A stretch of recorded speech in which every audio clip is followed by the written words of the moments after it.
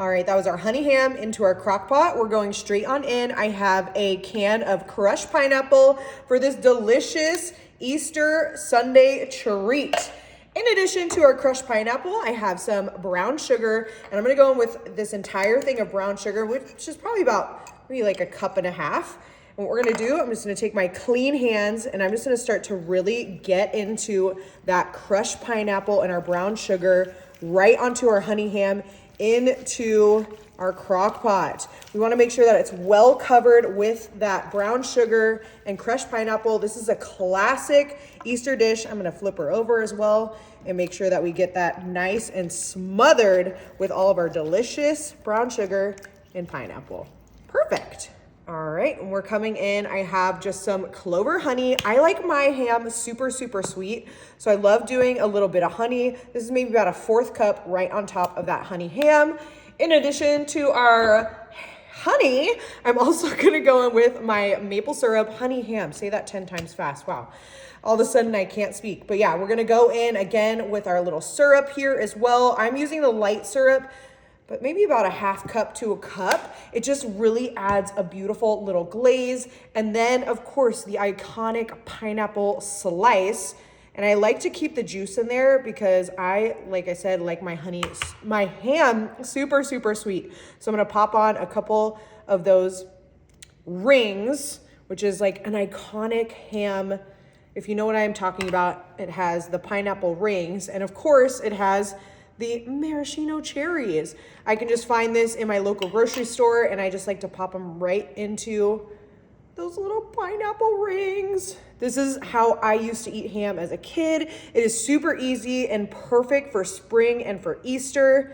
I also like to add just a little bit of that juice, add a little bit of tartness, a little bit of sweetness, and we are ready. I'm gonna go ahead and grab our lid. We're gonna pop that on and we are just going to start this up and get her nice and warm and juicy and succulent to serve.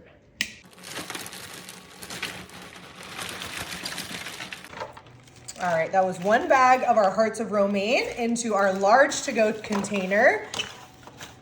All right, now that we have our romaine in, I'm gonna come in with our mini pepperonis for this delicious and easy 1-pan little meal.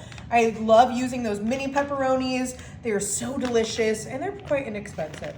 We're also gonna go in, I love doing a cubed cheese for this dish. I went in with just a cubed Colby Jack. You could do a feta, you could do a goat cheese here as well. And then I have some delicious slivered almonds. Again, you could do a sliced almond, you could do a pecan, you could do a walnut. That's the beauty of this delicious 1-pan little meal.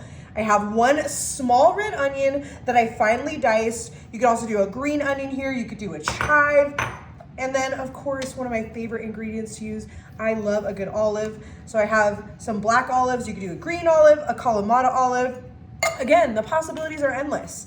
And then I have 2 stalks of broccoli that I'm just gonna go in and start cutting right into our iceberg romaine mixture, just like so. I love using raw broccoli for this. It is so delicious. You could also do like a cooked broccoli, a steamed broccoli. You could do broccolini as well, but broccoli raw, I can't beat it. So I'm just going in and kind of rough chopping just the like tops of them, just like so, over in the corner of our delicious 1-pan little lunch, dinner. Could even be breakfast, side dish even, potluck, church. Possibilities are endless.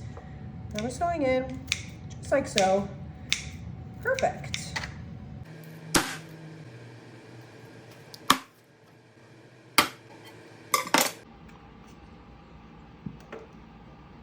All right, that was 1 can of our cream of mushroom soup. In addition, we're coming in with 1 large can of our tuna chicken light, chicken of the sea, as some would like to say. I'm next coming in, I have a bag of our frozen green peas for this delicious and nutritious classic with a twist. So that was an entire bag of our frozen green peas. You can obviously do fresh. I love the frozen. I'm next coming in with 1 package of our egg noodles that I just par cooked up. I'm going in with a large package of those, oh, we almost forgot one, egg noodles, just like so. I'm gonna come in with my spatula and we're just gonna start to combine our egg noodles, our tuna, our peas, our cream of mushroom, just like so. I used a cream of mushroom. You could totally do a cream of onion, a cream of bacon, a cream of chicken. The possibilities really are endless for this classic. I'm going to a big church event, so we are just going to be making a large portion of this delicious one pan little casserole. This is something that I feel like everyone had in their childhood. I know my mom always used to make this and it's always been delicious. So we'll go ahead and continue to stir because we want to make sure that cream of mushroom is well combined with our egg noodles, our tuna, and our frozen peas.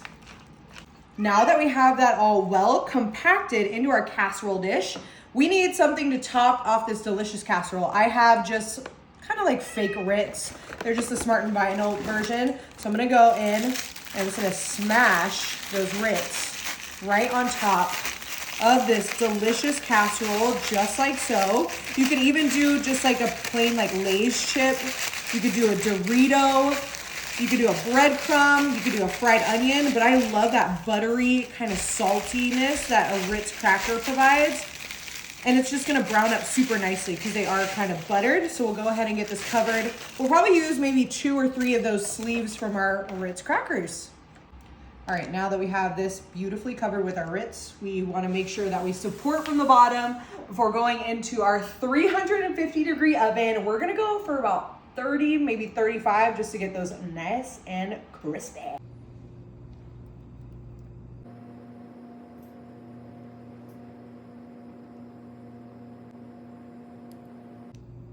All right, that was 1 can of our condensed sweetened milk into our frozen pie crust for this delicious little sweet and savory pie. Next coming in, I have some lightly salted peanuts. You could also do a pecan here. You could do some slivered almonds.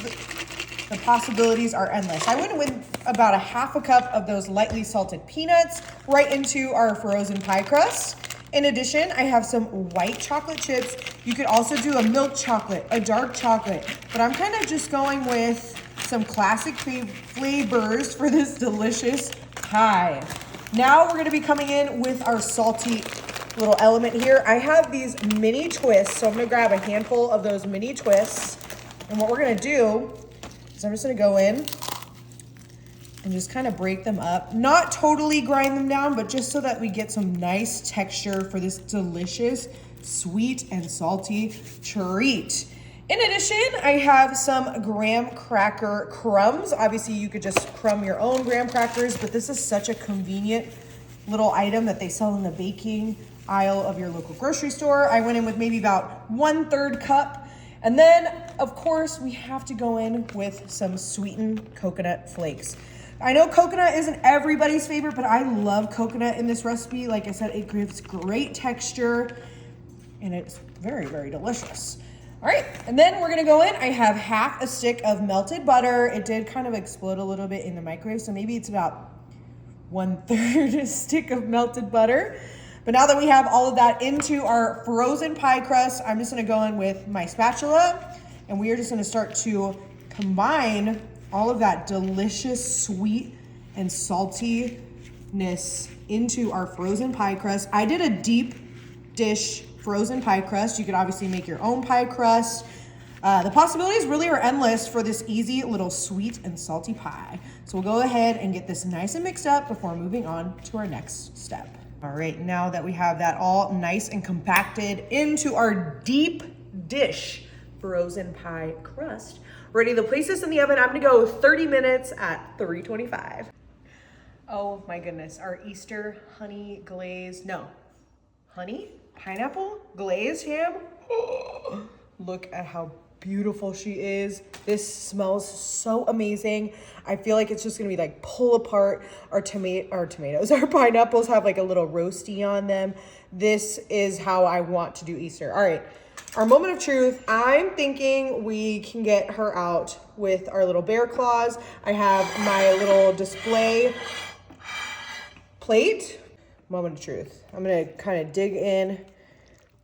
My dad would be so proud of me. Oh, I think that's gonna work. Make sure, oh, it's a little hot, so you maybe wait a little bit, but I'm ready to go now. Oh, I feel like she's slipping, but we're okay. And we're gonna go quick. Oh, there we have it. Oh, it's a miracle. Look at how beautiful. This smells so amazing. I'm just gonna take my spoon and we're gonna go back into our crock pot. I wanna try and fish out the remainder of those pineapples. I mean, look at how delicious. It's like sweet and salty and amazing. And you just wanna make sure that we get all those pineapples right on top of our crock pot honey ham. I keep saying honey, we did put honey and brown sugar. But look at how amazing that is. I mean, this is Easter if I ever seen it. All right, we are ready for spring. I hope you give this a try and enjoy. All right, now that we have that into our little to-go container, I'm gonna move right on over. I just have a small little measuring cup. I'm gonna go straight on in. I have some delicious hot honey, and we are going to be making a topping for this yummy little one pan thing. I'm gonna go in with quite a bit of that hot honey. You could also use regular honey, but I love hot honey. In addition, I'm gonna go in, I have some red wine vinegar. You could also use a rice wine vinegar, a balsamic vinegar. Depending on how much vinegar you like, you can kind of adjust your measurements. And then I'm gonna go in with the remainder of this little olive oil, which I think is gonna probably be like a cup. Oh, it already smells so delicious, like spicy and sweet. I'm also smelling those onions. I think that looks pretty good. Oh, that's gonna be perfect. So it should equal about a cup because we do have a really large salad. And then I have just some Italian seasoning. You could also do a garlic powder here, a red pepper flake, an onion powder, some dill even would be really nice, some lemon pepper even. I'm just gonna go in just like so. And then we're gonna come in with our tiny little whisk. We're just going to start to mix all of those together, making sure to break up that hot honey and well incorporate those Italian seasonings. All right, that is looking mighty fine. We have sweet, we have spicy.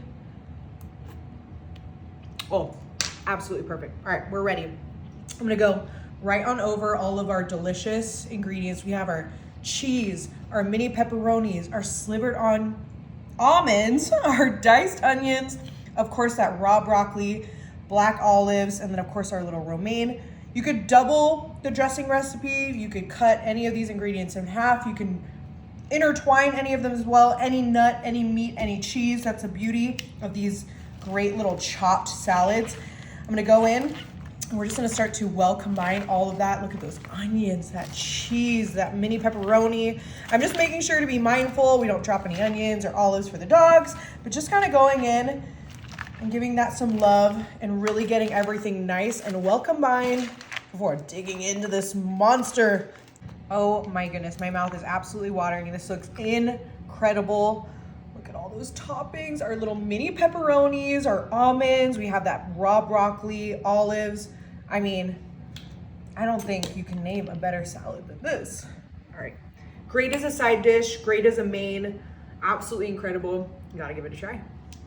Oh my goodness, our Ritz cracker tuna casserole just came out of the oven. All of those Ritz are like perfectly golden brown and delicious, still really hot.